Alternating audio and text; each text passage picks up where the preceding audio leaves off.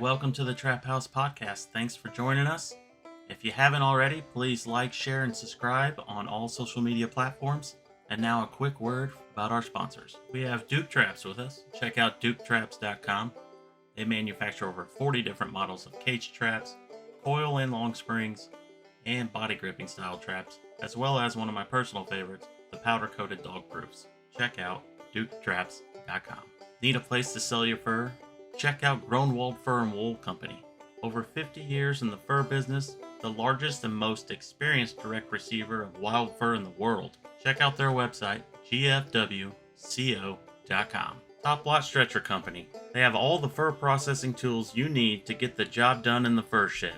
From push pins to wooden stretchers, they got you covered. Check out toplotstretcherco.com. J3 Outdoors.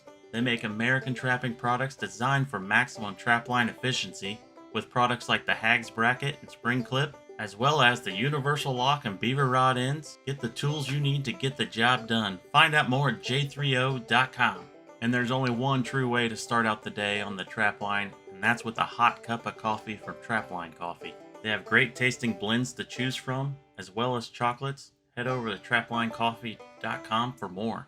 And we'd like to welcome the newest sponsor to the team, No BS Lures. Don't let the name fool you. There's more than just bait and lure. This company offers trapline tools and hardware, fur handling supplies, and the No BS traps. Check out nobslures.com. And last but not least, Hoosier Trapper Supply, home of the Top Dog Predator Bait, Jet Fuel Predator Lure. We offer a complete line of trapping baits and lures, deer scent, trapline tools and hardware, fur processing tools, and special package offers. Head over to HoosierTrapperSupply.com. All right, welcome to the 100th. I didn't tell you now. Oh, surprise. You're number 100. Everyone likes when Geriann, our Furbearer biologist, is on. We get a lot of, feedback the times that you've been on, because, fill us with knowledge. That's very important. But yeah, episode 100. Thanks for everyone that's been tuning in, liking and sharing, subscribing, doing all that good stuff to help this channel grow. But yeah, so we figured 100 needed to be a big one, and we're talking about Indiana finally going to have its first Bobcat season.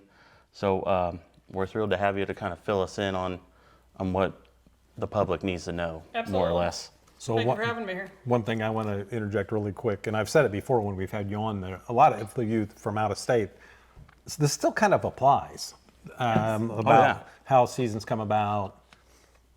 States vary, certainly, but so, if you live in outside of Indiana, a lot of this you probably still may find pretty interesting and how things take place. So anyways. Especially the guys that travel, Oh yeah, if you go out of go state to state like we do. So yeah. anyway, yeah. Where do we begin? Well, I'm going to lead off with a short apology. I'm getting over being sick, so my voice might be a little squeaky. Apology to your listeners. And I might have a couple small coughing fits, but I got plenty of water here. We can edit that out. It can be So edited you can edit out. the coughs. Yeah, You might need to if edit it gets some really coughs. bad. So, No problem. So how'd this all get started? I mean, there's a long story here. oh boy, yeah. How did it all get started? So, obviously, let's start with the history of Bobcats, right?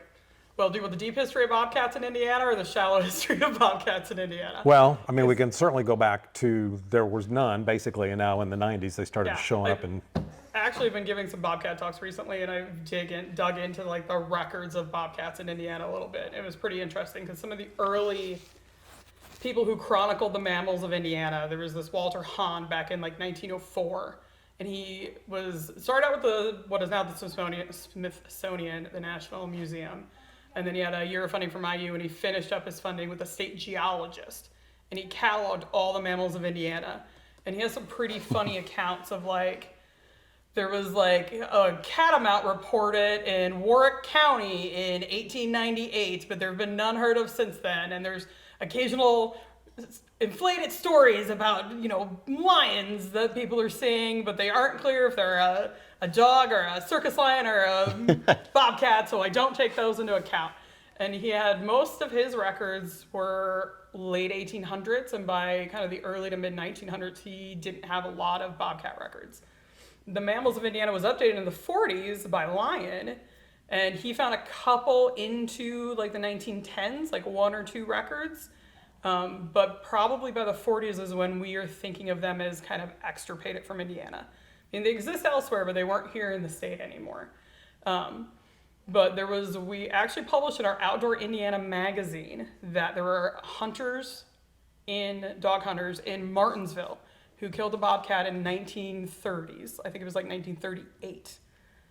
And then there was the next one after that was a quail hunter shot a bobcat in Marion County. These are both kind of south central Indiana in 1970. And we don't have any records between there. There's actually a picture of the bobcat from the 30s that was published in Outdoor Indiana, and I have a scan of it, and it is a terrible picture. It's like the long one in the middle, we're pretty sure is the bobcat, but they posed with all their raccoons and stuff too. But so there's this big gap in this time period, right? So we got one in the 30s, we got one in 1970. And then when Mumford and Whitaker updated the Mammals of Indiana in the early 2000s, they had a map and they had probably 20, 30 records kind of in the south central part of the state, but a couple spatterings up north. And then I end dramatically in that presentation with our current map of bobcat observations, and we now have bobcat observations in every county in the state. Mm-hmm. So it's kind of a conservation success story. We never reintroduced them, but pretty much by the early 1900s, we really probably didn't have any anymore. There might have been a few in some of the more remote forests, swamps, places like that, in southern Indiana, Martin County, around Crane, places that just didn't have a lot of access. But we largely did not have bobcats for probably 40, 50 years. And then in the 70s, we started seeing them come back from states that were doing well to the south of us, like Kentucky and Arkansas. And genetics match that. Even our northern Indiana bobcats have southern bobcat genetics. So they didn't come from Michigan. We don't have a lot of evidence that we've had any from Michigan. There might be a few now, especially as Michigan's been expanding and we've been expanding. But by and large, southern expansion into Indiana, and then they filled in southern Indiana, and they've been expanding kind of up the west side of the state into northern Indiana. Mm-hmm. And now we're starting to get a few records in east central Indiana. So that's the history of the bobcat in Indiana. The history of a season is probably from when we first started getting bobcats back, people are like, are we gonna have a season on them? But the real first push from the agency was back in, I think the process started in 2015 or 16. It was in progress when I got here in 2017 to initiate a bobcat season. And so that final decision we got in 2018. So it was a multi-year, it was like 3 years they were going through the rule process, getting public comments. And during that process, the comments were largely opposed to the season that the Natural Resources Commission was getting. It was pretty dramatic. It was something like 1,200 comments opposed and 150 comments in favor. There was a big disparity. That was that 2018 to 2019? The 2018 period. Withdrawn in 2019. And it was withdrawn, I think it was withdrawn in middle 2018. Okay. Something like that. And they also had a very fair criticism that at the time we were proposing a quota, but we did not actually have a population model to base that quota on. We had started work with Purdue University to work on a population model, but at 2018, it was not ready. So we were saying we were going to set a quota, but what were we basing that on? So it did not move forward in 2018. And then in 2024, the legislature actually passed a bill that mandated the DNR to have rules in place for a bobcat season by July of 25. So this year, as we're recording, if you're listening to it right away. And then that started our rule process to create the season that is going to be implemented for this fall. So it's our first regulated bobcat season in Indiana history. So it's pretty pretty amazing. It's a long story. Bobcats have a long history. They're a good success story, though, because they've recovered really well, and now we feel we have sustainable populations to be able to harvest. So, it's exciting to be able to implement that, and we're trying to get everything in place. So all the administrative stuff and back-end things are ready. We got the license, went live in the system a month ago, as of when we record this, and getting ready for the season to start. I know people are excited and they've already been buying licenses. So, and just to back up a little bit, I mean, clearly it's one of the things that we heard, during the, some of the public hearings was, there hadn't been enough studies done, and this is just kind of spur of the moment. But this has been going on a long time. No, I've been thinking about bobcat season since the day I got here in 2017 to work for Indiana. Right, but I mean, initially they were being collared in Indiana in the mid '90s, mid to late 90s. Yeah, in early 2000s. So this has been going on a long time. Yes, really. we've been doing work on bobcats. For fur-bearer species that we have in Indiana, bobcats are probably the animal we have the most information about. We have long-term trend surveys in the form of our Archers Index, which is for volunteer bow hunters. Tell us how long they hunt and fall, in what county, and then what they see while they're hunting. And that lets us get observations per 1,000 hours hunted that we can track through time. And you can see our bobcat records on that go from, we had half a bobcat per 1,000 hours hunted back in the 90s, and now we're usually between 4 and 5 bobcats seen per 1,000 hours. We have our population model. We have habitat use data from that collaring work. We have some diet stuff. We have some public human dimensions data as well, how people feel about the bobcat season getting started, and the support for creating a season, and trends from trappers on our trapper survey over time of how they feel bobcats have been doing. We have a lot of information on bobcats. Yeah. It's pretty interesting. And during the fur boom years, which would be the late 70s through it was about a 10-year span there, 11 years or whatever.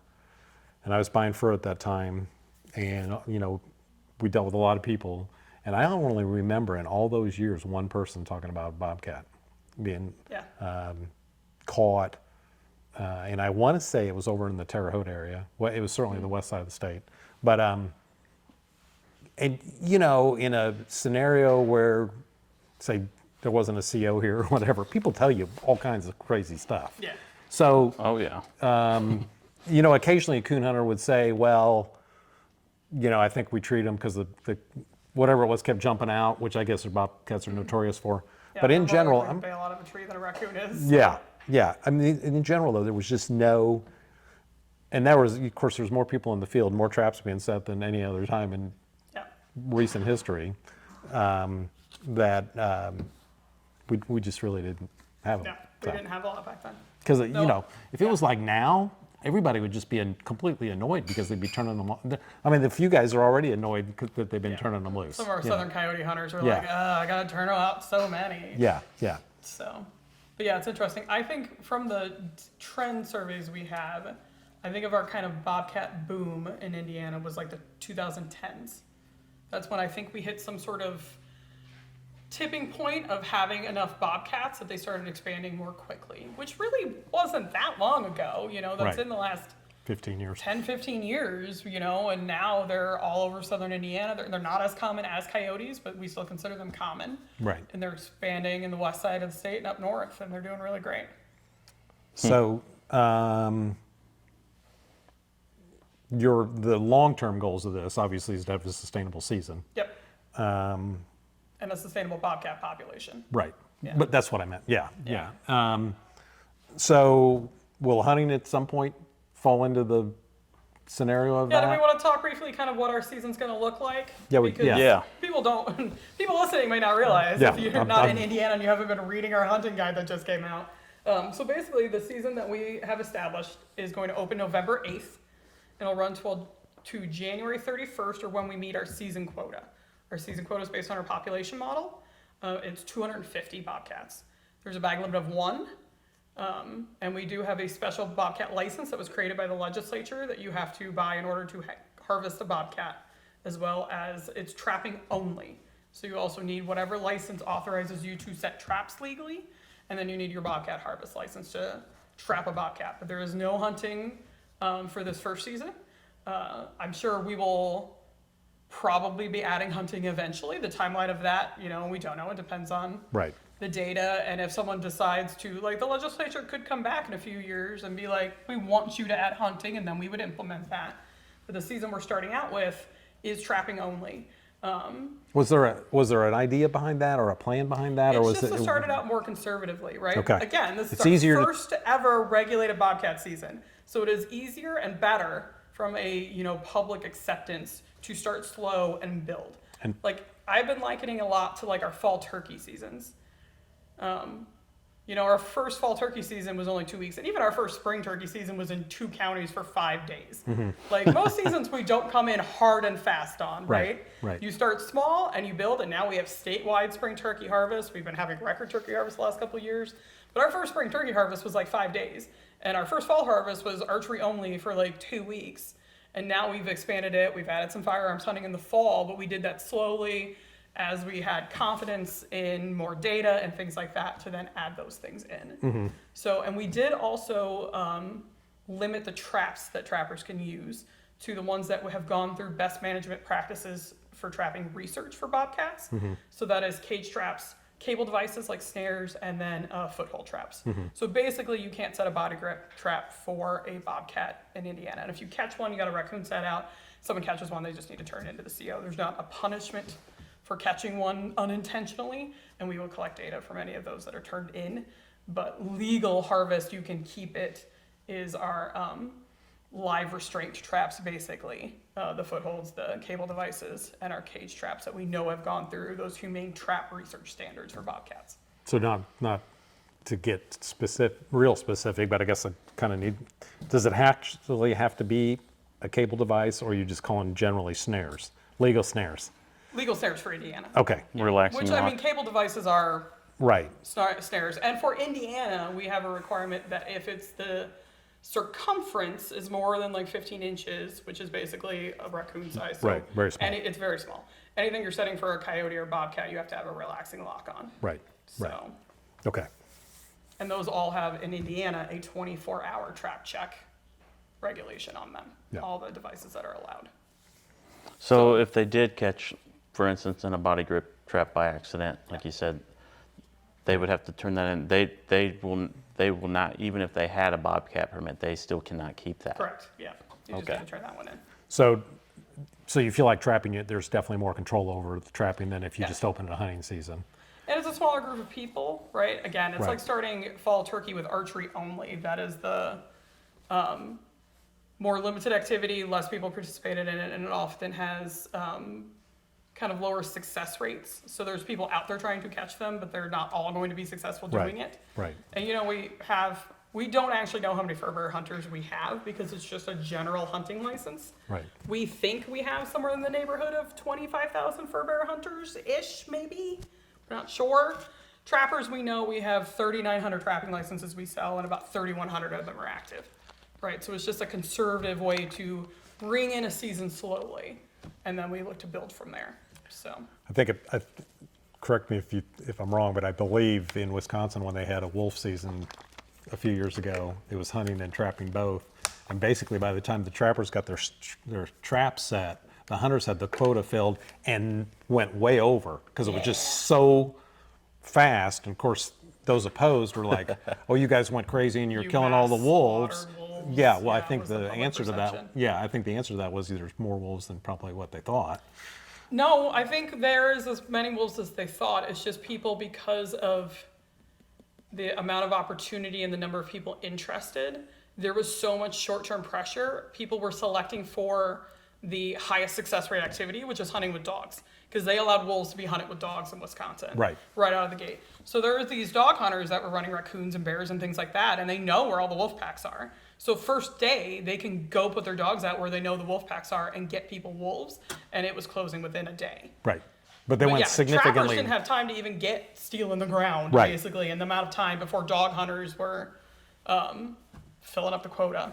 But But- it was so fast that it significantly exceeded the quota, correct? Yeah, they wound up going way over what they were trying to target. Right. Because the logistics of closing the season, you know, you need to give people notice, and then it's like there's a 1 day grace period, and by then they would. Because Right. the quotas were low, you know, again, it was supposed to be their first couple years of regulated wolf seasons, but there was so much opportunity and so many activities allowed.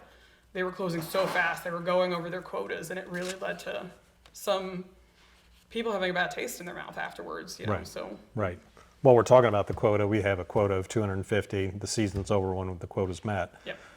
So these guys obviously have to check the quota every day and see where it's at. Yep. And I'm assuming if it's like 245 today, you could still leave your traps set specifically for a bobcat, or you can still, but at The next day, it could easily hit 260 with what is caught, but then it's over.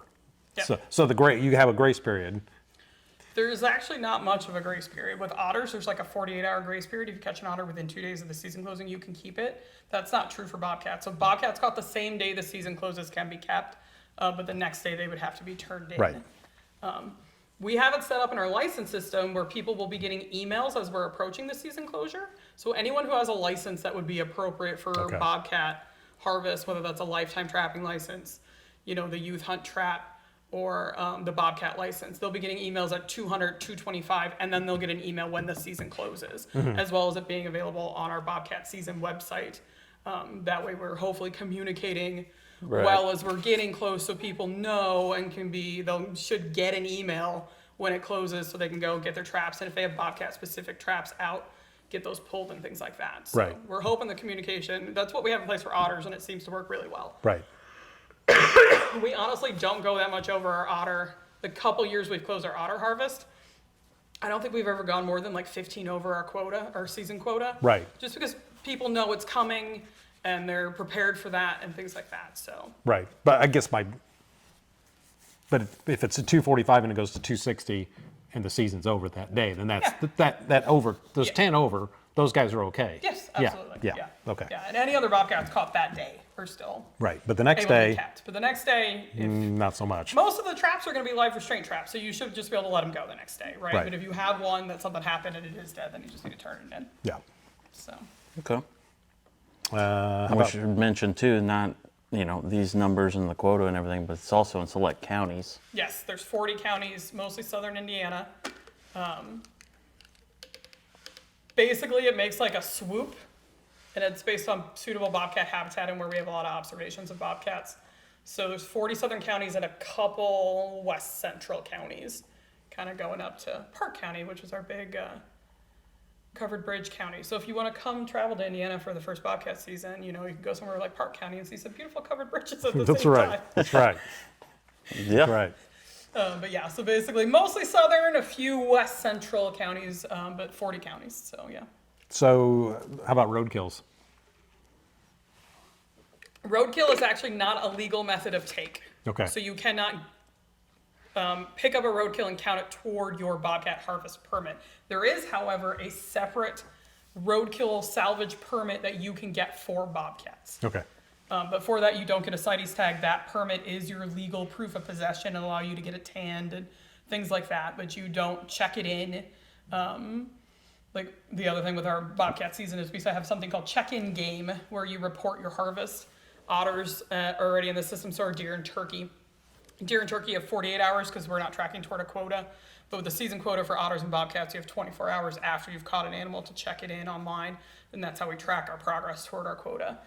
So it doesn't get checked into that system. It doesn't count toward that harvest bag limit, but there is a separate bobcat roadkill permit people can get issued, typically from conservation officers, sometimes local law enforcement, some of our properties, or our district wildlife biologists can all issue those permits for people. Okay. So, but that is not a legal harvest method. And that's like outside the quota. Yeah. So. That's separate. Right. It won't count toward So I mean, the harvest technically, quota or anything like that. yeah, technically, if the quota's met and somebody picks Buys a up a roadkill in January and the quota was shut down 6 weeks prior, they can still Doesn't get the matter. permit. Just get your roadkill permit, and you okay. can keep that bobcat. Okay. Yeah. Okay. So you could end up with more than one cat a season. Yeah. If you're good at Technically. finding, if Potentially. you're good at finding good condition roadkill, yes. I gotta tell you, most of the roadkills I drive by, there's guts everywhere, and Yeah. Yeah. you don't want Not them, worth the so- salvage. So we're going to back up just a little bit and look at your overall big picture. Yeah, so now that we've kind of talked about what Indiana season is going to look like, I thought it might be interesting for your listeners and your viewers, for anyone on YouTube, to kind of talk through, like, as a biologist, what are the things that I think about leading up to a season, and then what are some of the processes we have to follow to implement a season for the first time. And I think I told you before we started filming, I thought we would probably need to start with the public trust model. A review of the public trust model for wildlife management. Just because that is the main context that all of our regulations really run through. The reason we set up regulations The processes we have for setting seasons and regulations all come through the framework of the public trust model. But I feel like it's something people might hear occasionally, but don't really know what it means or why it's important and why it like influences most of the things I do. So obviously, early North America, we had a lot of indigenous and First Nations people who were here. They had strong ties to native wildlife. They were managing them. They had cultural and spiritual connections to them. So North America has just a long history of wildlife management going back to indigenous times for thousands of years. But when European settlers came over, they were mostly coming from systems where the king owned the wildlife. So they did not really have strong connections to wildlife. And when they got to North America, they were like, there are so many resources here. Because Europe had just depleted a lot of the resources hundreds of years earlier, like many generations before a lot of the early settlers. You know, they have Eurasian beaver, they have Eurasian otter, but a lot of those had long been depleted when settlers were coming over from Europe to North America. And they thought we just had an endless supply of timber and wildlife, and they had, you know, wood bison and all these elk in the East Coast and all these cool species. And the wildlife are a big reason a lot of our country got settled, right? Indiana got settled because of the fur trade, and it was the value of beaver. But it just felt like an unending resource that would never go away. But that wasn't true, obviously. Right. I think we all know the history of losing species. Like Indiana lost beaver, we lost otter, we lost deer, we lost turkey. The passenger pigeon and the Carolina parakeet went extinct completely. Like, it wasn't an unlimited resource. It's very much a sustainable and renewable resource, but with regulations and management. And obviously in early expansion from European settlers, there were no regulations. But they started seeing these resources go away, and they're like, we really need to start doing something. And they start putting some of the first regulations in place in the late 1800s and early 1900s around wildlife. And they started thinking more. And there was, Aldo Leopold and some of these early pioneers, Teddy Roosevelt and Gifford Pinchot, who are like, we probably need to be managing these resources. Right. They're like, well, we don't do the king thing, so we're not going to do the king owns the wildlife as our management system, right? So what's the alternative? And they actually set it up to where states manage wildlife in the public trust for all the people of that state, right? So under that model, there are three main groups. There are beneficiaries, which are all the people in the state that are benefiting from these resources. But there's still some expectations on those beneficiaries. They're supposed to be an engaged and informed citizenry. So they're supposed to be paying attention, kind of know what's going on, try to read up on issues as they come up. And they also can't foreclose options for the future. So if everybody today is like, we hate golden winged warblers, we want them to go extinct, it would be up to the trustees to be like, we're not gonna do that though, because future generations might really value golden winged warblers. Like, the cure for a cancer might be in the bones of a golden winged warbler, and we need to keep the species around because future generations value it for looking at it and value it for other benefits it might provide, right? So they can't foreclose options, but otherwise they are the main ones that are benefiting from these resources, and that is everyone in the state. It's not any one group or anything like that. It's everyone in the state. Then there's the trustees. They're the decision makers. Like, if you think about a financial trust, they're the ones who are issuing the financial trust. They're the ones issuing the money. For us, they're the ones issuing the regulations. So that is like our legislature and our Natural Resources Commission, which is tied to our executive branch. And then there's trust managers, which are people like me. I'm a biologist. I'm hired for my knowledge and my skills and things like that.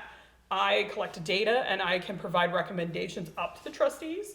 But as our Ohio turkey biologist said so eloquently, I make recommendations, not regulations, right? So I am not setting any personally, because it's harder to hold, the beneficiaries can't hold me accountable. I am hired based upon qualifications. The trustees can hold me accountable. If they feel like I'm doing a bad job, they can be like, I'm sorry, you're fired, right? And the beneficiaries can hold the trustees accountable, because if they don't like the decisions they're making and feel like they're not in their best interest, they can elect new people, because those are jobs that are typically elected. They're legislators, right? They're the executive branch. So the governor, he's the one who appoints our Natural Resources Commission. So if they feel like they're not making decisions that are in the best interest of the beneficiaries, they can elect new people. So there's accountability at all these different levels. The trustees can be like, look, you're trying to foreclose an option. We're not going to let you do that to the beneficiaries. The beneficiaries can hold the trustees accountable through elections. The trustees hold me accountable to make sure I'm doing my job well. But I do not make any regulations myself in a vacuum.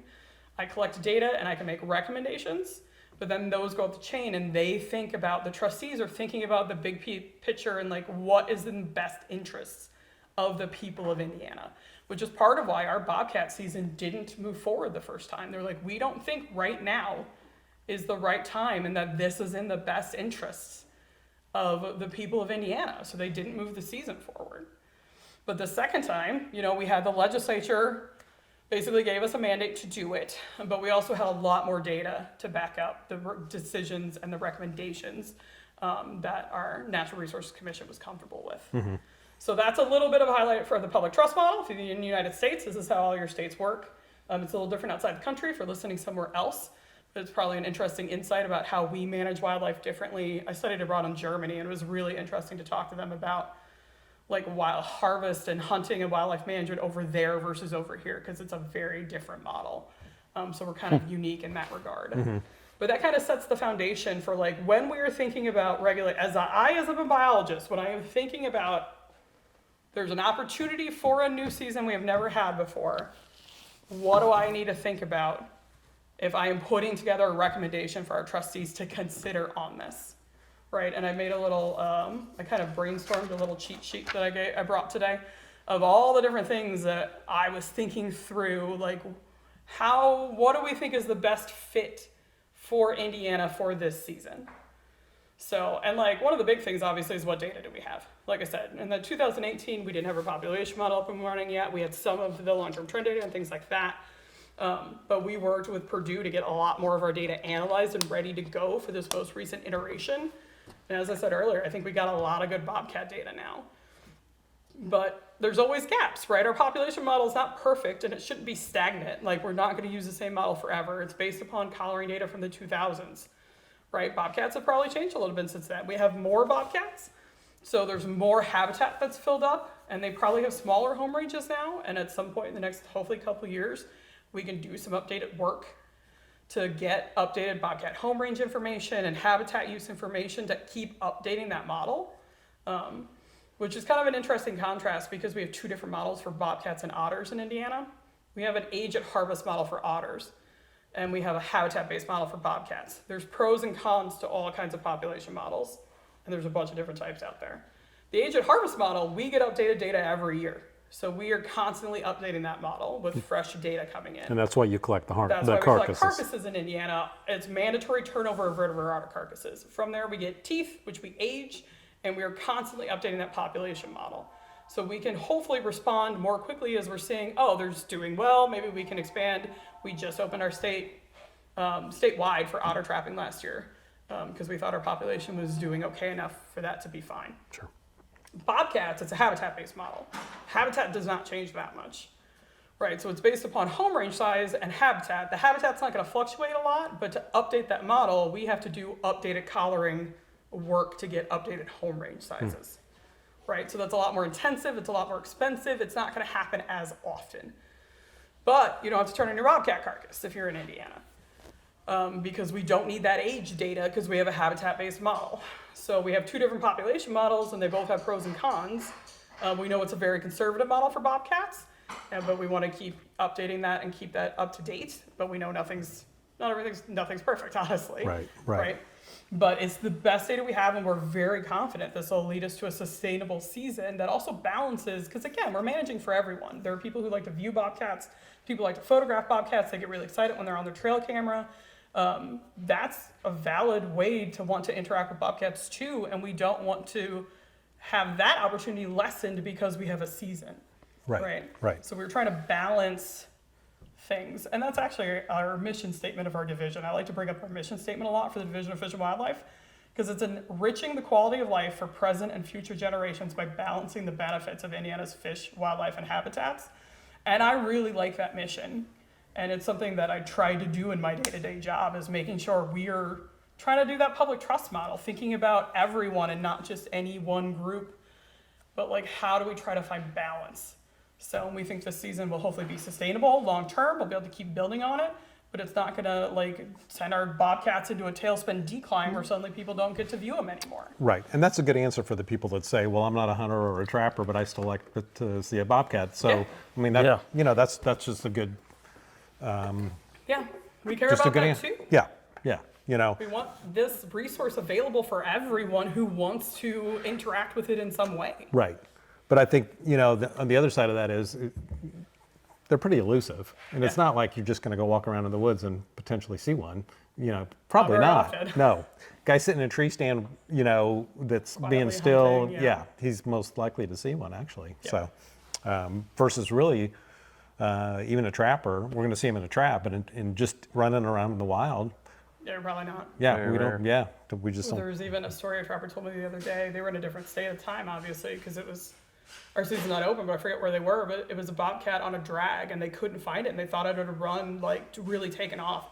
Was 10 feet from him the whole time, Just laying and flat. it was just laying there in the brush, and he Yeah. couldn't see it because Yeah. the camouflage is so good.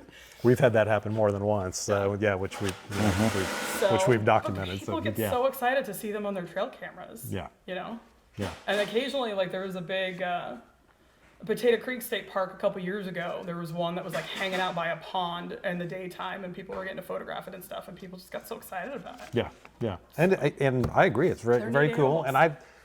And this is beyond my imagination. When I was even 30 years ago, I would have never thought we'd have a bobcat season in Yeah. Indiana. It's just pretty crazy.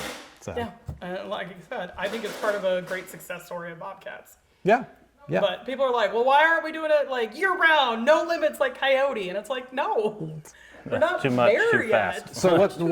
what's the litter size on bobcats? So 2 1 to to 3. 3? Yeah. It's pretty typical. Sometimes we have some that have 4. But yeah, 1 to 3, they have a lot lower reproductive capacity. They're solitary. Coyotes are group animals. So there's just always going to be more coyotes than bobcats just because of their social structure, right? But And, they're doing well. and bobcats don't have that wariness that a coyote does. I mean, they're They're just a cat. Yeah, I mean, You they're have just pet cats. they're just like your They're a cat. they're on their agenda. Yeah. And that's probably the biggest challenge for trappers is that you just have to realize you're on their agenda. They're going to walk by your set Right. 6 times and just not care, and then suddenly they'll care. Yeah, then they'll just plow right in and you'll catch it. So it's not like he's smelling you or he's scared of whatever. No. It's just I think whatever our trapper mood probably he needs is to in. figure out a good set for a cardboard box for bobcats because I think it would really work well. Cats love a cardboard box. We haven't- You know what? That's pretty.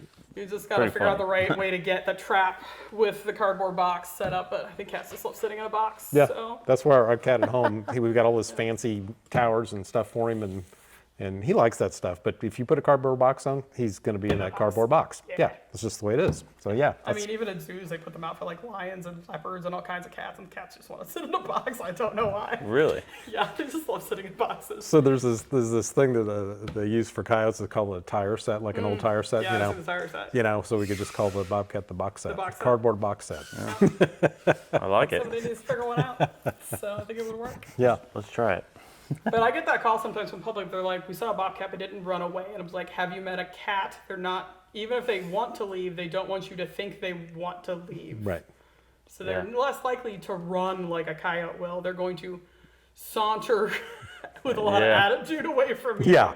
Yeah. Rather than run. Try not to draw too much attention to themselves Yeah. as they're. Whereas a coyote will be moseying turn away. tail and boom, they're gone. Yeah, I think I don't know, out of all the out-of-state trips that we've taken, I think we've only had 2 bobcats that we've seen run across the road while we're driving through. I think National it forest or actually we might something. be at 3 or 4, but yeah. Really? And it was more. I can think of when we 2. were in Arkansas, and we always used to go right after Christmas, and we noticed that, and then we started going later in January and into February. We actually started, and we'd see them then. Yeah. That was, and we'd catch more, and I think it was just because of breeding season and traveling season's more, kicking in, and we yeah. would catch the bigger toms, and that's when we started occasionally seeing them. Yeah, So, that is true. but Same time of year. Yeah. but as far as in Texas, I don't think we've ever seen one just running around wild. So. Yeah. Well, you mentioned all the different things that has to take place and whatnot. We mentioned that you have to have an additional Are you calling it a permit or a tag? It's a license. It's a license. Yep. Okay. What's the price of that? $15. $15. Okay. So I'm sure people that will kind of ask feeds how into much. the next thing I think that's on the list is what authority, like if I'm thinking about establishing a season and what recommendations I would be making, and it varies a little bit by state, but like what do you actually have the authority to do? Because there's generally, in Indiana at least, and for quite a few states, the agency's authority is provided by the legislature. And a lot of times that was a long time ago. It was in like the 30s or 40s. They gave the authority for things like seasons and quotas and bag limits. They gave that authority to the state agency. But not everything is under the authority of the state agency. And the license is a really good example of that. In Indiana, we have some flexibility to make permits for certain things that we have authority for, like wildlife rehabilitation, nuisance wildlife control operators, aquatic vegetation permits. We can set up rules around them and issue them, but licenses and stamps can only be created by the legislature. Okay. So, and the same thing, similarly with trapping, the legislature established that you need written permission to set a snare on private land. That is not something we can change through our rule process. That was set by the legislature. But licenses and stamps are a really good example of that. So we have a separate Bobcat license because the legislature established a second Bobcat license, a separate Bobcat license. You know, because people have been asking me, it's like, well, we don't have a separate thing for otters. It's like, they could have made an otter stamp or an otter license, but they didn't at the time.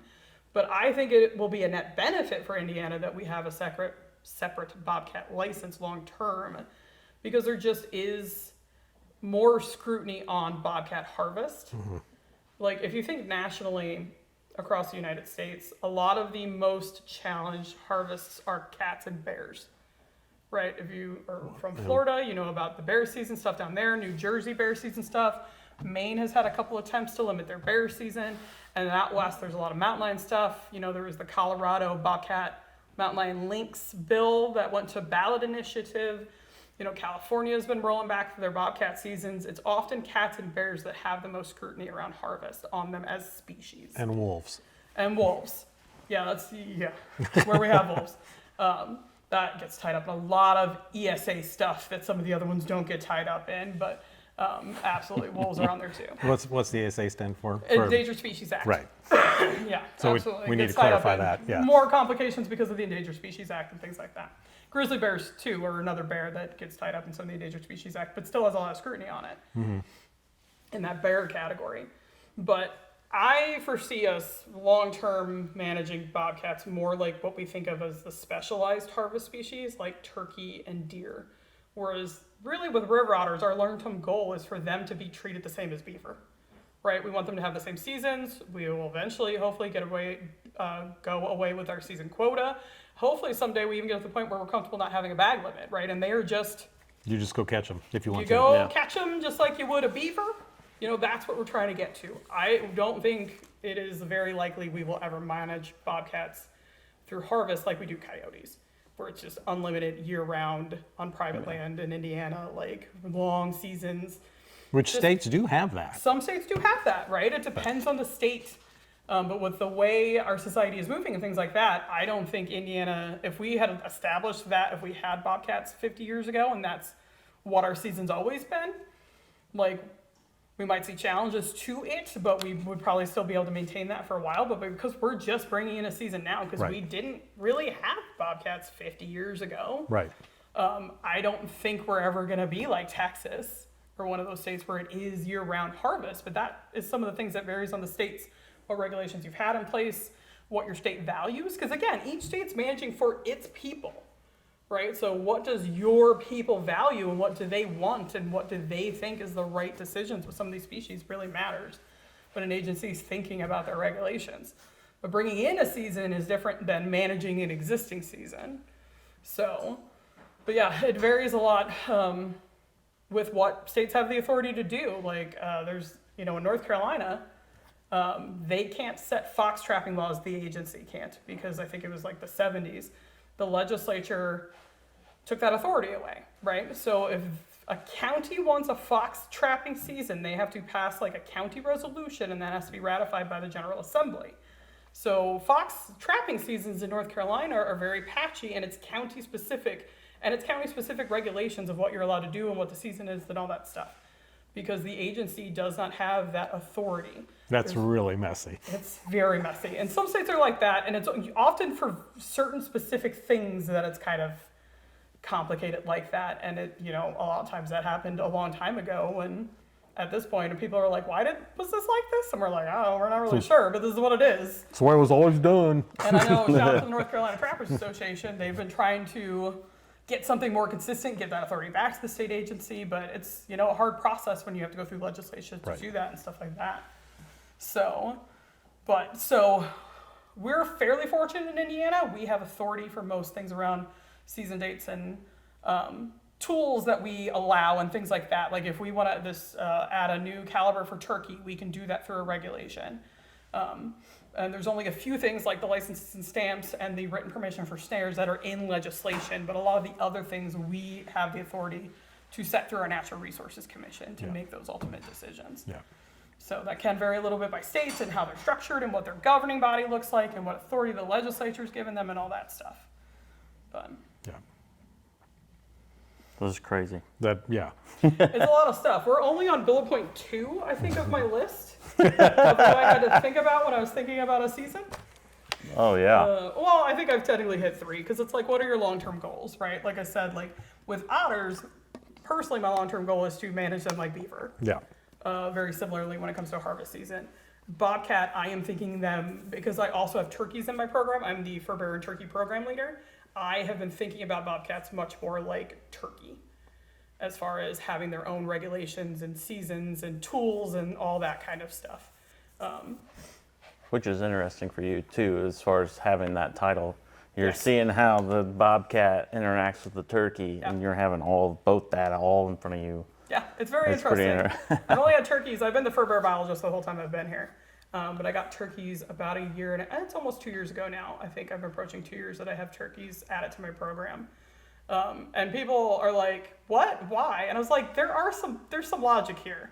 Because like now I have turkeys and I have the things that eat turkeys, right? And some of their management is like a lot of my species are forest edge species, and that's what turkeys are. Like it's a lot of the same habitats and things like that. So Yeah, there is overlap. some logic, but it seems because people are always like, bobcats are killing all the turkeys. I'm like, I manage turkeys too, and they're not though. Yeah. Yeah. The diet data. That's does not probably the thing back you that hear the up. most, at least for me. Working here at Hoosier Trapper Supply, We hear a lot of we've stuff. heard a lot of stuff. Yeah. And some of it's legit, and a lot of it's like, there was a Bigfoot in my backyard, and it killed my turkey. Whatever, you hear it all. But Yeah. I think I first recall people coming in here with pictures of bobcats. When do you think? I'd say like 2010, At least. and then maybe Yeah. a few before that. Yeah. 2010, Yeah, that checks out. 08. I remember in 08, like something, and some of it I didn't really believe. But once you got like a legit picture, and I know what a bobcat looks like, and Yeah. wasn't a house cat, and it's just crazy, because when I came into this early 2000s, I didn't know what to expect. I was just getting new. Charlie, turned my life around basically Yeah. in several ways, but Yeah. I was just Open doors intrigued. to a lot of new things. Yeah, for you. intrigued by all this stuff, and to think when I first started hearing people come in here like, we're gonna have a season, we're gonna have a season. And it's just like, I don't know. And here we are. One of the things that sticks in my mind on these guys having the trail cam pictures of bobcats, and they were just so wanting it to be a mountain lion. Yeah, we get that still. Yeah. Yeah, and it's like it's still cool to have a bobcat. You're not getting it, Yeah. So because maybe the tail wouldn't be in the photo, and they just see the head and. Or they think one of the legs is the tail. That happens a lot if the bobcat's like Oh, peeking okay, one okay, tail yeah, out back. yeah. They're like, that's the tail, and I'm like, it's not though. That's the back leg. Yeah, You and- see that little nub with the black bit on it? That's the tail, and it's like this long. Yeah, and mountain lions don't really have those tufts on the side of their face, Yeah. and so Yeah, all we that. still get that quite a bit. So, bobcats getting accused of being mountain lions. So. What are we missing, Geriann?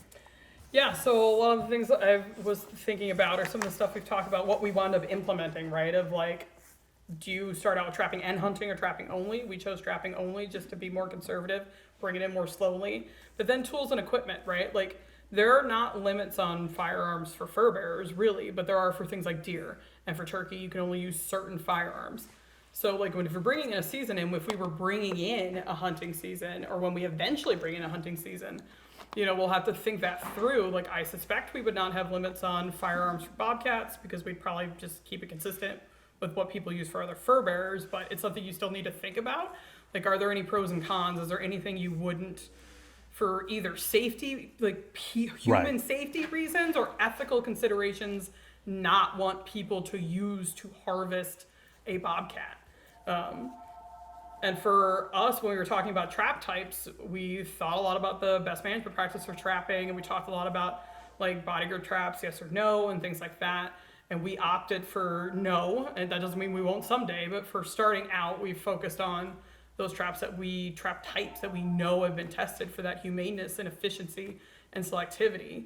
And then we talked about the roadkill stuff and licenses versus permits. There could have maybe been a scenario where we didn't have a separate license, but we created some sort of special permit that might have not even had a cost to it, but just so we can, the benefit of having separate licenses or separate permits for a species that you're bringing in new to harvest is it gives you a better idea of how many people are pursuing that animal. Right. Like, I have zero idea how many coyote hunters we actually have. I have a pretty good guess on coyote trappers from our trapper survey, but it's just a general hunting license. So I have a 25,000 plus or minus 5,000 to 8,000 hunters, but I do not actually know.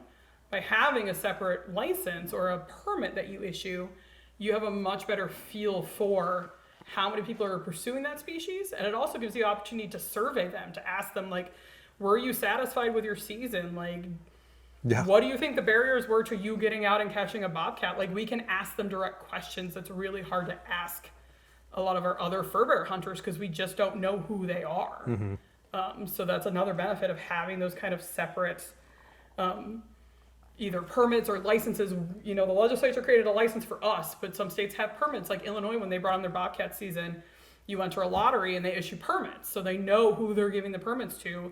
And it's kind of a different way to limit your harvest, right? It's more limiting, kind of limiting the opportunity rather than limiting like the season and the bag limit like we are, mm-hmm. right? So you get your bobcat permit and you can take a bobcat. And they know based upon success rates about how many bobcats, based upon the permits they're issuing, that they're likely to see harvested. We're having broader opportunity, but we have the quotas and the bag limits to try to limit our harvest. So there's risk and rewards with both ways. Like if you're issuing permits, people can get dissatisfied that they're not drawing a permit.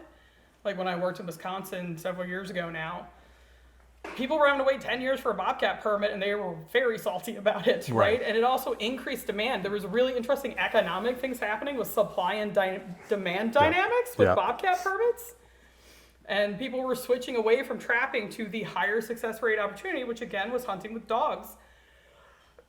And that just decreased permits because the success rates were going up and it made them longer wait times and things like that. But we run the risk of not having a permit system that if we close very quickly, again, there could be that public perception, like with the wolf season in Wisconsin, where we, from a non-harvester perspective, like mass killed a bunch of animals in a short amount of time.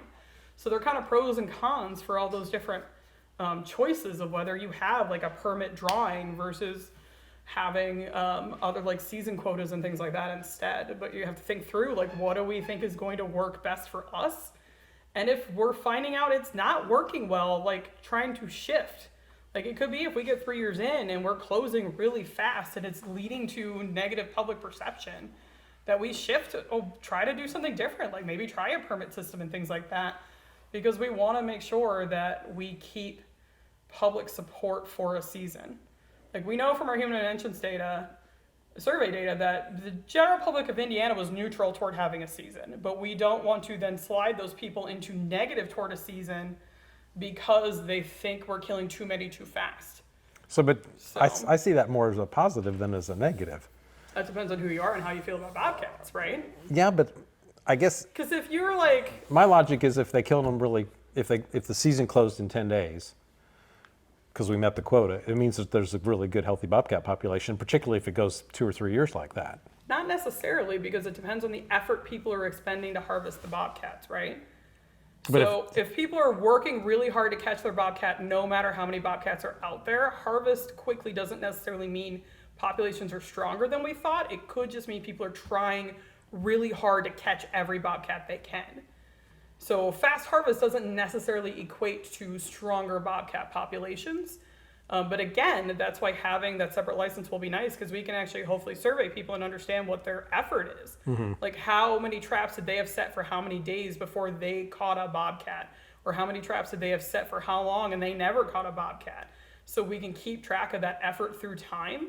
Because if people are spending, it's like, I think the example I often use is if you catch 1,000 muskrats with 100 trap nights, which is one trap set for one night, and then 5 years later, you're catching 1,000 muskrats, but it's taking you 1,000 trap nights.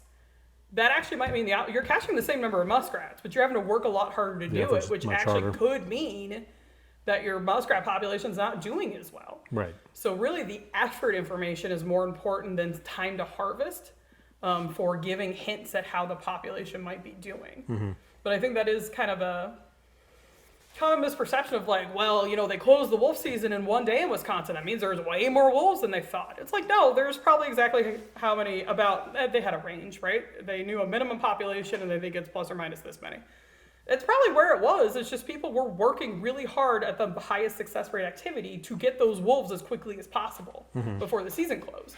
So that was about effort, not about the population of the wolves. Yeah. So, and it could be the same thing with our bobcats. It'll be really interesting to track that through time of like, how much effort are people expending?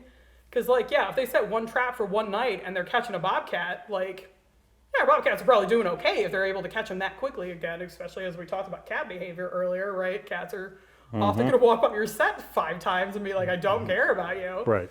So like if they're putting very little effort in to catch bobcats and our season's closing early, that could be a good sign, but that effort data is really important for us to help engage that. So. Yeah. Interesting. But Yeah. if you don't know anything about hunting and trapping and someone, you tell some, like if someone's like, yeah, we killed 400 white rhinos in 3 days, like, would that feel like a good thing? Like they're an endangered species in Africa. Like, do we want people killing that many that quickly? Now wait a minute. We heard about white rhinos at the Bobcat hearing a few years ago at Mountain State Park. So what? Yeah. So but it really depends on your personal context around the species, right? Because there are still people who have never seen a bobcat and they think our bobcats are still endangered. We have really good data that says they're not, but that doesn't mean that their opinion isn't that we do not have enough bobcats. And if we tell someone like that, yeah, we killed 250 bobcats in a week, they're probably not going to think that's a good thing. Right. Right? Because they don't think we have that many bobcats anyway. And some of that's, just like a lack of knowledge about our data, but, people have very strong opinions on stuff like this. And it's almost impossible to change people's opinions on stuff like this just because of how our human psychology works. So. And I guess to back that up, this public perception is, fortunately or unfortunately, dictates ultimately decisions made by the state. Again, yeah, because we're managing for everyone. Right. So. And there's this concept, I think we've talked about this a couple years ago, social license to operate. Right? And that is like, people are comfortable with coal mining because we value what we get from the coal that we mine. And we know there are trade-offs to that. But as a society, we're like, yeah, we want this coal, so coal mining, A-okay. But there are activities where we lose social license. And I think an example of that it was probably 10 years ago now, but their documentary came out called Blackfish. And it was about orcas in captivity. Yeah. And it really shifted public opinion on places like SeaWorld having orcas specifically in captivity. And we lost really the social license to have orcas in captivity from that kind of effort. So there's this thing where like we want to make sure we are keeping our social license. People are generally supportive of hunting and regulated trapping, right? We have like 74% support in Indiana for regulated trapping, something very high like that, maybe 72. But it was a very strong number, right? But we want to keep that support and that social license, because if we have something happen that makes us lose that social license, that just means, the end of some of these activities that we value and we want to have as opportunities and we want to have as management tools as an agency. So it's kind of a balancing act because, again, we're managing for everyone in Indiana. Right. So. Right. Interesting. Yeah. Yeah. I never really looked at it like that. I get, even too, like I get like, okay, someone that, like you mentioned, that doesn't know anything as far as hunting or trapping, and they have that kind of or thoughts about, harvesting. That you would have to take in the consideration of them, even if their knowledge of the particular thing is very low and maybe even inaccurate on thinking that endangered, or shouldn't it all just be like based on what's science, You would kind of, yeah. Yeah, and part of public trust is using good governance principles, which is, sound science backing up decision making and having fair and transparent processes. But again, if we're trying to manage for all the people of Indiana, and there are some people who just never engage with or care about wildlife, but really, if you have some connections to wildlife at all, you probably have opinions on things. And even if you just see a news story of like, Indiana's proposed this thing, based upon your connections with wildlife, you will form an opinion about that. And then we have all these transparent processes like our public hearings and things like that, where you can share that so we can understand how people value these different species and how they feel about these decisions we're making. So our trustees, again, like our Natural Resources Commission, can make sure they're making decisions that they feel are in the best interest of the people of Indiana and how they value our wildlife and how they feel about some of these decisions. Yeah. I feel like nobody told me when I was going to be a biologist that like 75% of my job is human psychology. They taught me how to count animals. They didn't tell me how to get into the minds of people. Yeah. And all the. So if you're budding a biologist out there, human psychology classes are helpful, trust me. Yeah, and the politics of everything and just the this whole. And a lot of that can just complicate. understanding. Yeah. I can't just do my job. Well, this is my job, that's part of, right? My job is thinking about how we're managing these species for everyone. That's part of my job. Like, again, that's why I really like our mission statement. My job is not just to, I really value regulated harvest, hunting, and trapping.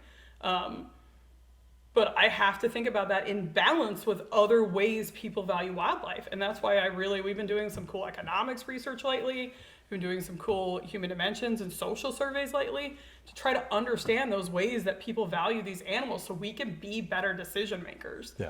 Because we are trying to weigh all of that. And I want regulated harvest to be part of that whenever possible and sustainable. But I got to think about everybody else too. Yeah. So.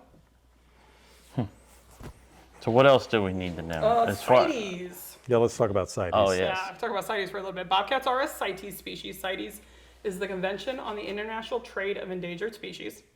It is an international treaty that the U.S., as of this recording, is signed on to. They did ratify the treaty. I think it's due to be re-ratified here in the next few months, so has something going to have changed by the time this gets released? We don't know. But as of now, we have signed on to CITES. And CITES basically is an international agreement to regulate wildlife that we're concerned about either becoming threatened or endangered, right? Otters and bobcats and black bears and American alligators and ginseng are all examples of CITES species. Really for Indiana, the two that we deal with the most. We deal a little bit with ginseng on the plant side, but bobcats and river otters are the big two. So we have a program in place that's run through the Fish and Wildlife Service where states get authority to issue CITES tags. And we can give them to harvesters, and they can attach that. We attach that to their pelts, and that is their proof that that animal was illegally harvested in North American river otter or a North American bobcat that then allows it to go into the international fur trade. Because they're look-alike species. We're not, otters are, our North American river otter is actually the only otter species that is of least concern. A lot of the other ones are either threatened, endangered, or concerned to becoming threatened. And otters, they all just kind of look brown like an otter.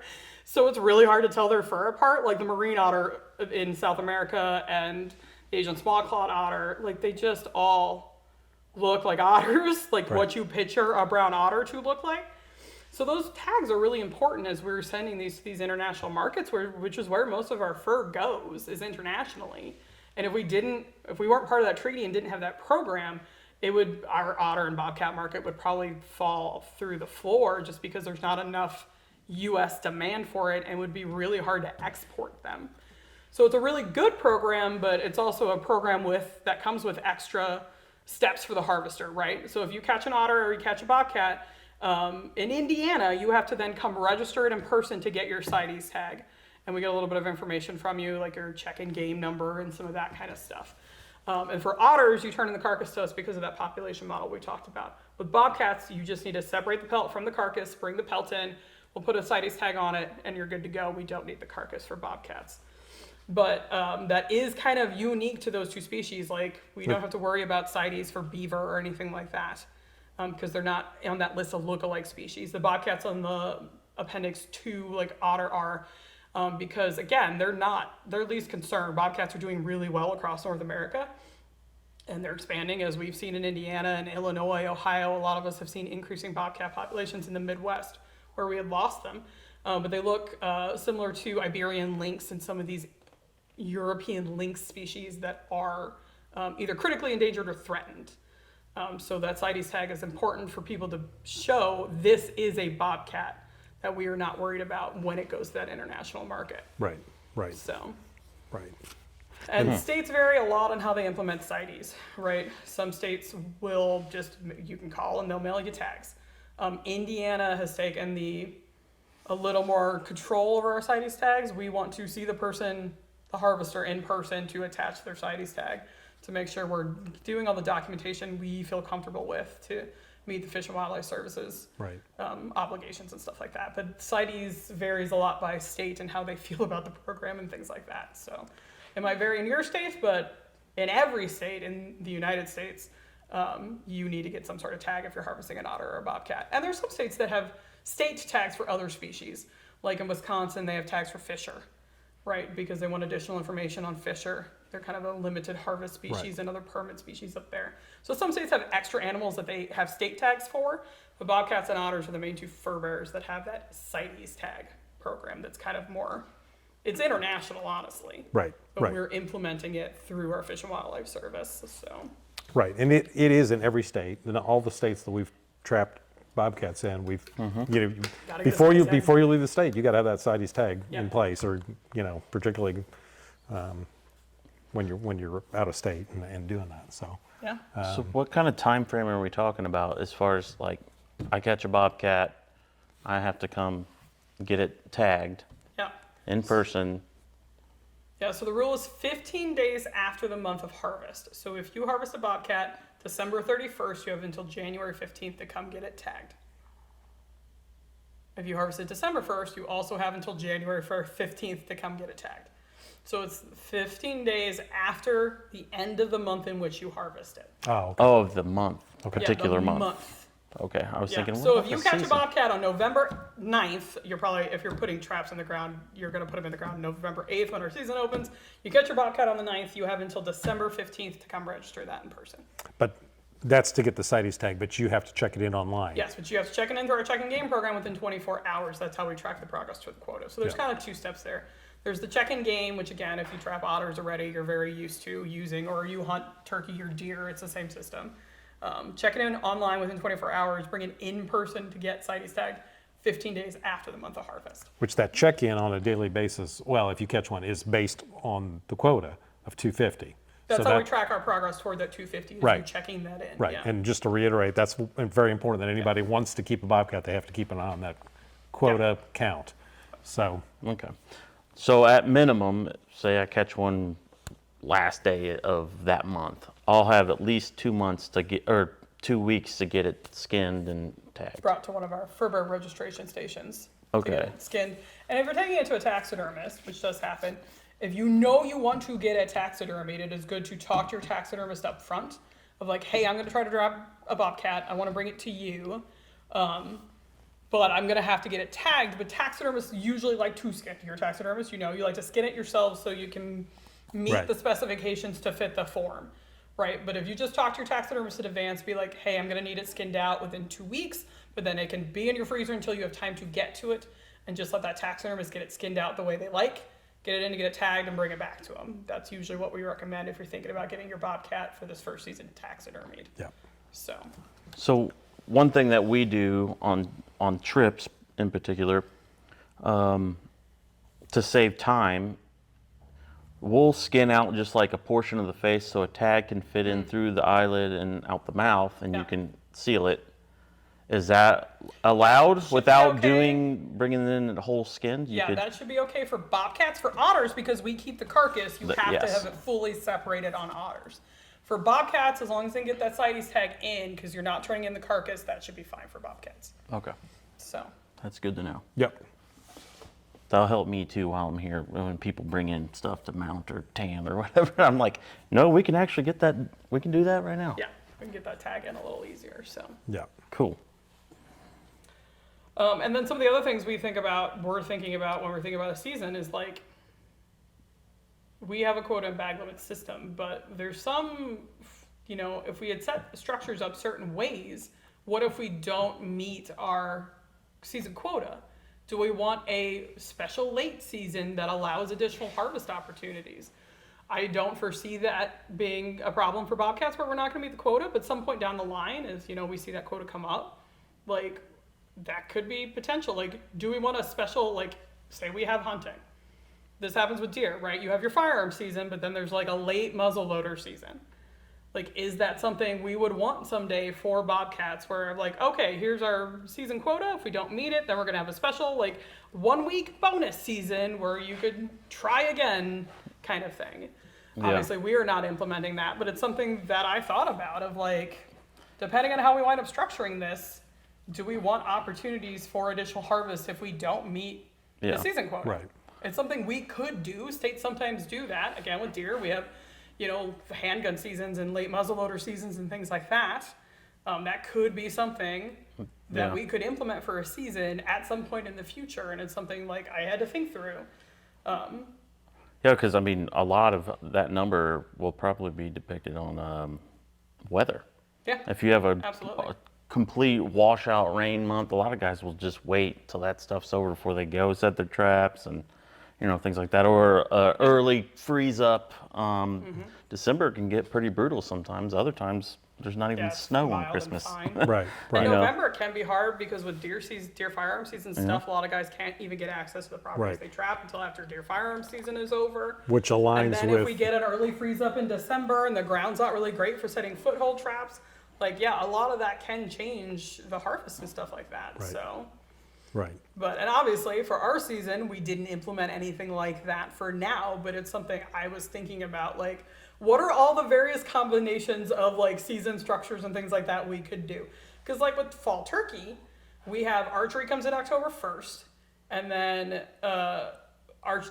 turkey fall firearms comes in like 2 weeks later, and it lasts for like 17 days or 12, I forget how long, but it runs for, basically you can harvest turkeys for the first like 3 weeks of October, and only half of that you can harvest with firearms. So like we could theoretically do something like that, when we bring in bobcat hunting. We could have a month-long archery season, but a 2-week-long firearm season within that month of hunting, right? Like we have options to put those in depending on what we think is going to give opportunity, but still also make sure we're not going to over harvest and things like that. So it's all things we have to, I was thinking about.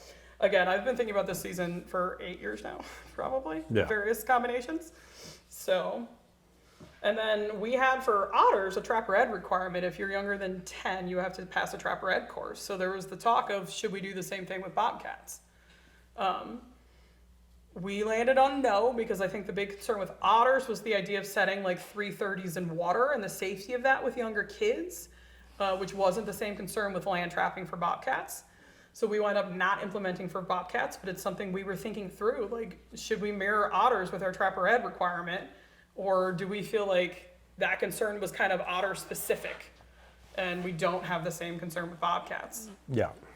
And then there was questions about live retention, right? In Indiana, if you catch a coyote, a fox, or a raccoon during the open season, you can keep it live for urine collection, right? You have to meet a lot of requirements to make sure it's humane: housing, lighting, diet, size of the containment, all that kind of stuff. There's a lot of restrictions around it, but you can do that. Did we want bobcats on that list? We chose not to put bobcats on that list. So if you do catch your one bobcat with your bobcat permit, you cannot keep it live for urine at this time. At all. At all. Okay. So you have to either let it go or make it part of your bag when you catch it. You can't keep it live. But we talked about that. Like, is that a path we want to go down? Do we want to let people? And now with such a conservative limited season, we didn't think it made sense to do that. But at some point, you know, if we are raising our quota and raising our bag limit and not things down the road, that could be something we think about allowing again, like we do with coyotes and foxes and stuff like that. But for now, it's not.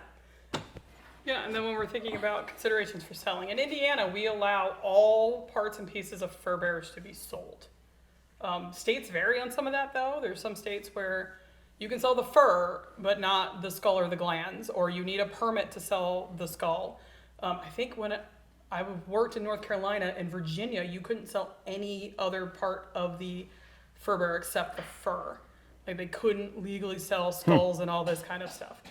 They were working on changing that, but that was true. And I think in North Carolina, you could sell the skulls, but you needed a permit, because I remember some of our permits people there was a artist who would basically like bejewel coyote skulls and sell them on like Etsy, and they had to get a permit for every bejeweled coyote skull they made to sell on Etsy.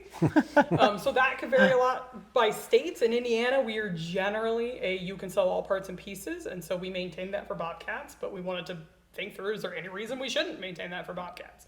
Is there any reason that it would make sense to limit what parts of a bobcat you could sell? It didn't make sense for us to deviate from what we already allow, so we didn't, but it's something we had to think through. Right. And for different states, there are different considerations, because there's different laws in place for some of those things. You know, in some places you might be able to sell the skull but not the glands, or you know, can't sell the fur but you can't sell the meat. So it can vary a lot across the states what's allowed there. And then we also had to think about a couple of the adjacent rules, like we talked about the roadkill permit. Right? So we had to consciously think about whether we wanted to add bobcats to the roadkill salvage permit. Right now, that permit encompasses things like deer and turkey. Deer are probably what it's used for the most. If you hit a deer with your car, right, you can get a permit to keep the deer meat. It's used sometimes for turkeys and stuff too. There's a few other species on there, like I think geese or something like that's on there as well. We did add otter to that permit when we opened our otter season. And so we felt it made sense to also add bobcat to be consistent, and give people that opportunity, if they find a good quality roadkill, to be able to utilize that animal rather than it just, you know, rotting on the side of the road. But we had to think through, is there any reason we wouldn't want people to pick up the roadkill? And we had to talk about that question of, is roadkill a part of a legal bag limit, right? Because there's some states, I think Illinois, with your bobcat permit, you could pick up a roadkill bobcat and use your bobcat permit on that roadkill bobcat. And that's something we might consider eventually. Like, that could be your bobcat that you can count toward your bag limit. But out of the gate, we decided to stick to the more traditional trapping harvest methods and not put roadkill in the mix. But it's something we had to think through, and something that we could change down the line. It could be at some point roadkill will count for your bobcat permit. Mm-hmm. Right now, it's that separate license.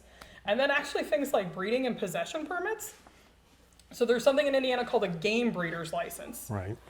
When bobcat was not a game species, they could not fall under the game breeder's license. Now that they are a game species, because we're going to have an open harvest season, we had to decide whether we wanted to require a permit if you were going to breed bobcats in Indiana.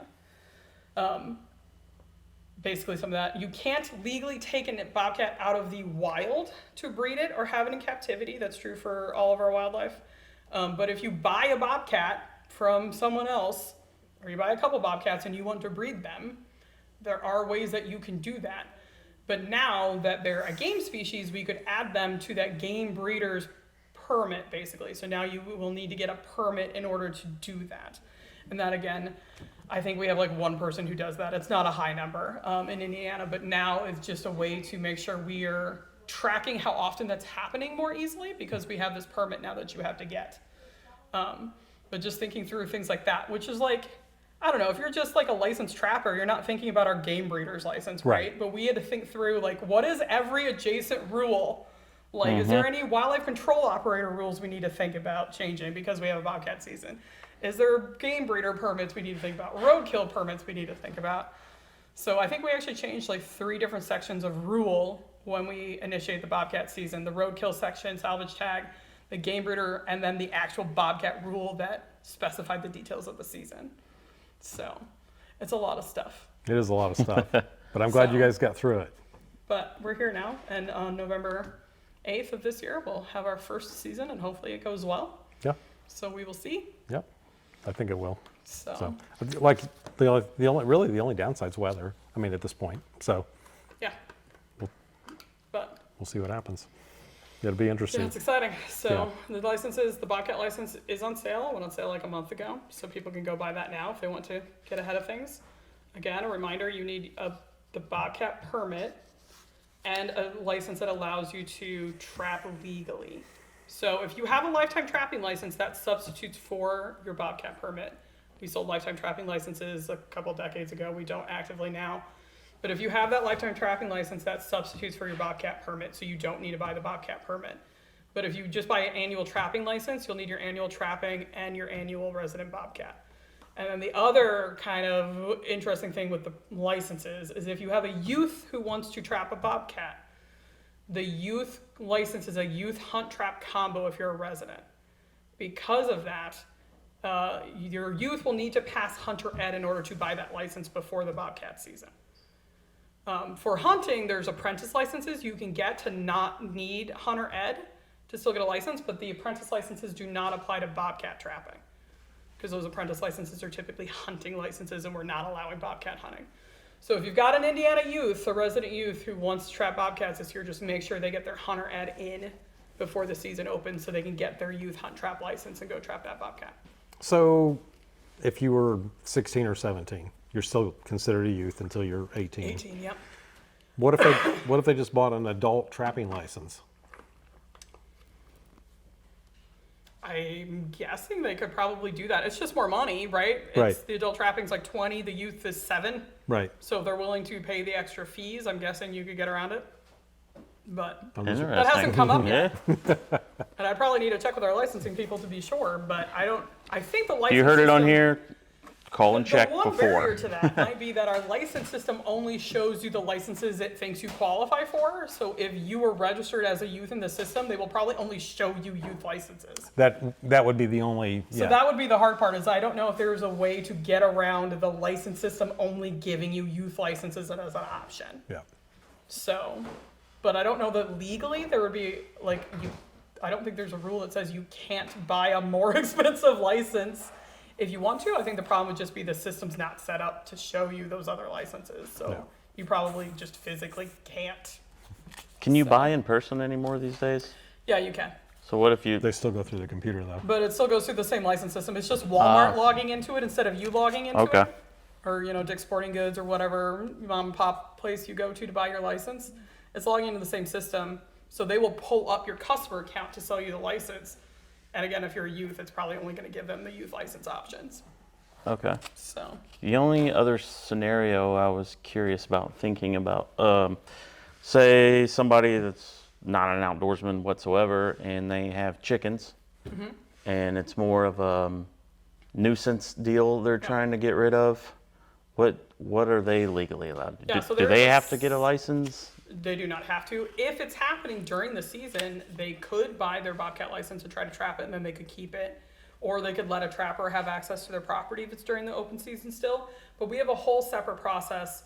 It's called a nuisance wildlife control permit that you can get if you have bobcats causing damage. And chickens and ducks are the most common bobcat damage we get. I think we issue, usually it's like 20 to 25 bobcat nuisance permits every year. I think our big year was 2 years ago. We issued like 37. So we don't issue a ton of them, and not all of them result in a bobcat being trapped. But that does happen every year. Ducks and chickens are the most common. But you can get that any time of year. You just have to apply for the permit online, send it in, and usually within a week or so they've issued the permit, and the rules around like the methods you can use and all that kind of stuff and what you do with it after you caught it are specified on the permit you get. Okay. So we treat nuisance, like a bobcat conflicts, differently than, the regulated season. Gotcha. So, but if someone's having a problem and it is early November, it might be worth letting a trapper come out on your property. But you can any time of year, if you have a bobcat that's been killing your chickens, get a permit to deal with that. Yeah. Okay. Yeah. Well, I just went to school. It's a lot of information. I don't know how Yeah. long we've been recording. Yeah. Oh, this is great. This is Yeah. a But perfect. I thought your listeners would appreciate kind of I don't know, it's a little bit of a peek behind the curtain, right? It varies a little bit by states, and it varies even more if you're international. But the public trust model is universal across the United States. Right. Right. And a lot of these thought processes that I talked through are what any state that's opening a season would think through. And they might have additional things depending on their regulations, what their authority is, and all that stuff. But a lot of the same thoughts. Like Illinois was thinking through these same things when they opened their season a few years ago. If Ohio eventually opens a Bobcat season, they'll be thinking through a lot of these same things to try to figure out what's best for their state and how do they want to bring in a season to regulate. So. Yeah. So what else you guys working on? So much stuff. We got a couple research projects going on.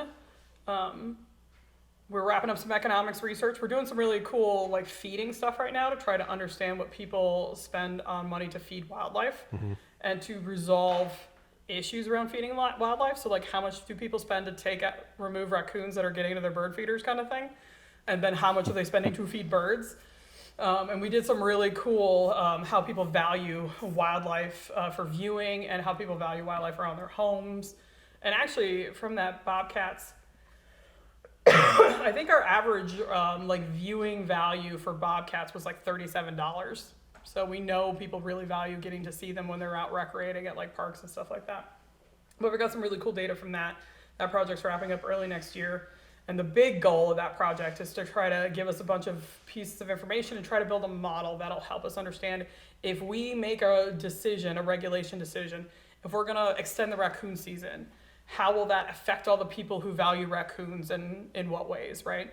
So if you're paying a lot of money to solve raccoon issues at your bird feeders, how will that affect them if we lengthen the season? If you really enjoy viewing raccoons when you go to like state parks, how does that impact your value, like the way you value seeing raccoons? So we're hoping that gives us, again, better management information. And then we actually started a phase 2 of our gray fox that's kind of focused on health and diseases. If you're in Indiana, you probably at some point may see a call for us looking for carcasses of a lot of our medium-sized carnivores. So we'll be looking for mink and raccoon because the number one cause of death from our raccoon study we were on earlier this year. Right. If you didn't listen, you can go back and listen. We did a whole episode on what we learned from the Gray Fox Research Project. Distemper was a big part of that. So we're trying to dig into that a little more. So we're starting to get carcasses in and starting to build that up. That's a 4-year project that we're just started this year to try to better understand some of the health stuff.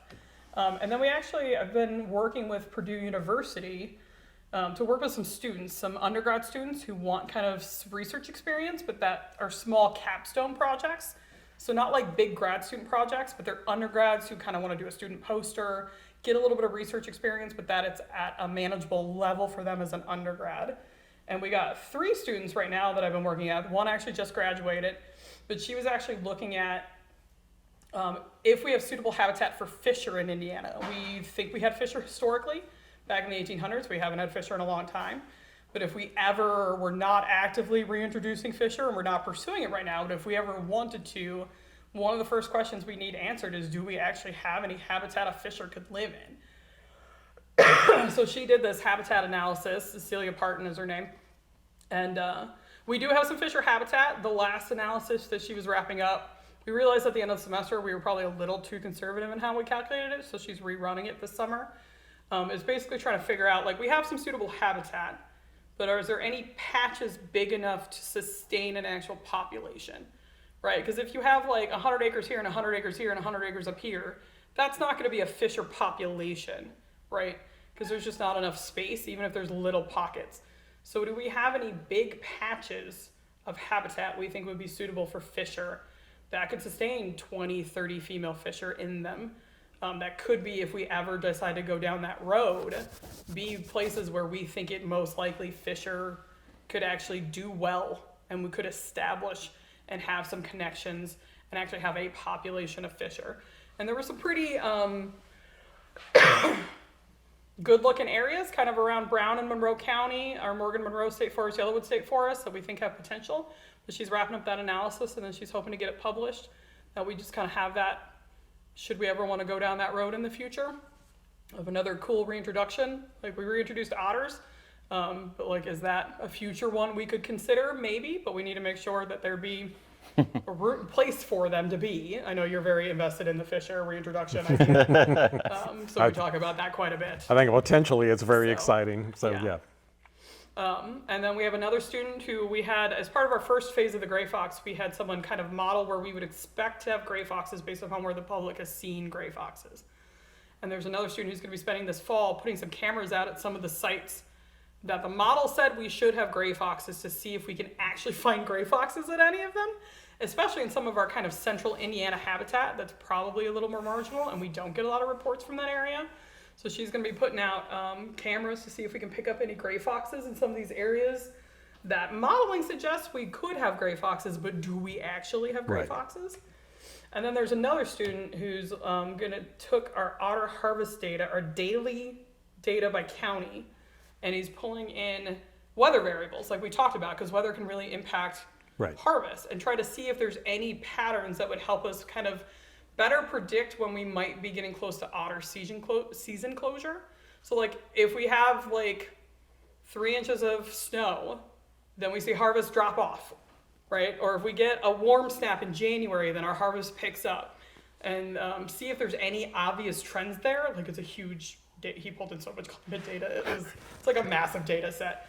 But he's gonna be spending this fall trying to run and just see if he can pick up any patterns that would kind of help us better understand kind of what predicts when we see little jumps up in otter harvest that could help us kind of better communicate of like, it's gonna get warm in January, so we're probably gonna see a jump up in otters, so keep an eye on that quota kind of thing. So it's pretty cool stuff, and I've been glad that I've been able to kind of work out this relationship with Purdue University to kind of have those students get them research experience, but for small things that we're interested in doing anyway, and we just don't have the capacity, but this is kind of a win-win because they get course credit for it.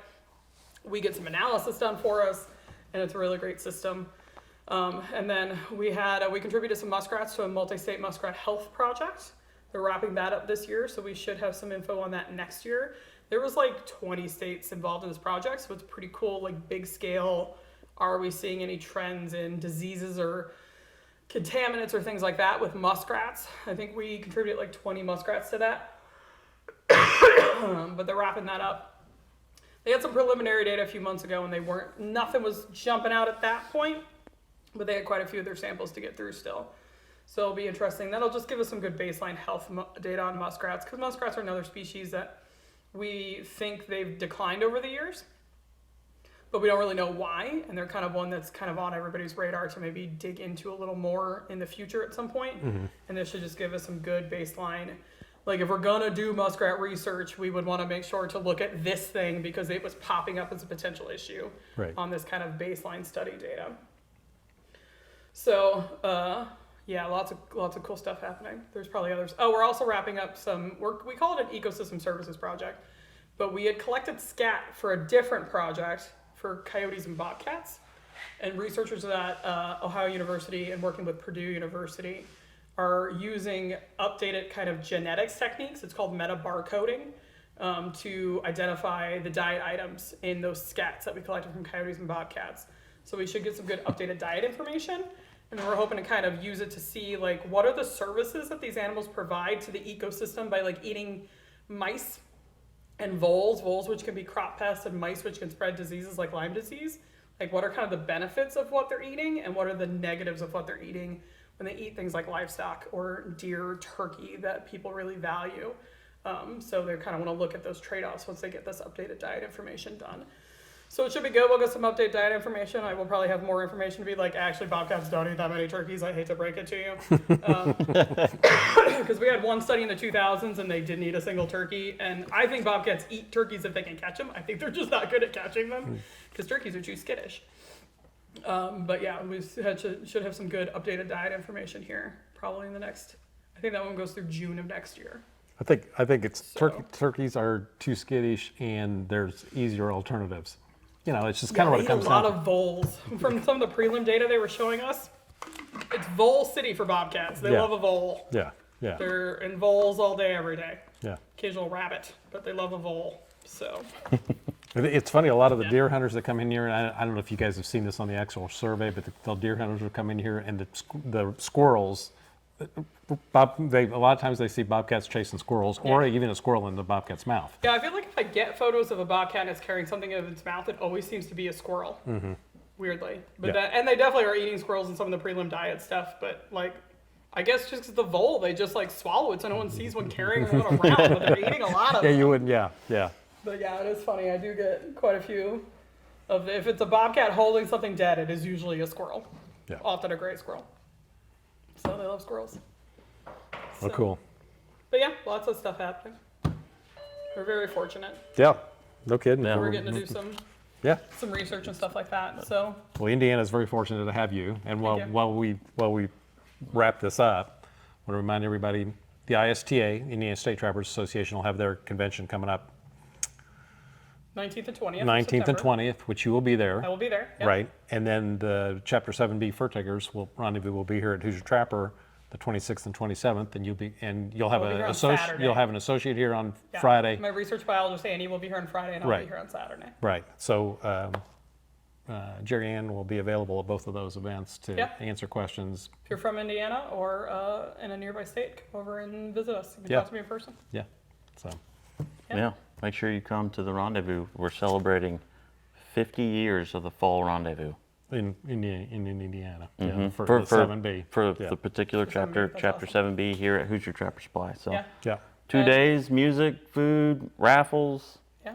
Kids- demos, kids kids games, Yeah. you name it. And Indiana's hosting the NTA next July. That's right. So there's a lot happening in Indiana with good trappers conventions coming up. Right. And I we plan to be at the NTA as well. So, good. We talked about, and we will talk about, of course, at the ISTA and then the Fur Takers, they will mention that they need volunteers for the convention because it's quite a task to Yeah, if take you're in that on. Indiana or Western Ohio, Yeah. it's a big lift. But I think they got a really nice venue. We were at it the other Well, it's day. awesome. It's That's a really good venue. Yeah.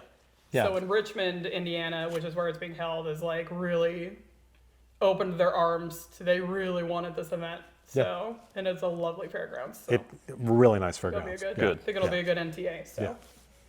so lots of reasons to come visit Indiana over the next year. That's right. That's right. Yeah. Outside of the race. Yeah, outside of the Indy 500. Yeah, All right. We appreciate it. yeah thanks for having me back. Thanks for coming on. Hope you enjoyed the 100th episode. Share, like, subscribe, do all that good stuff. Help us out. And tune in to Hoosier Trapper Outdoors next Friday. And that's it.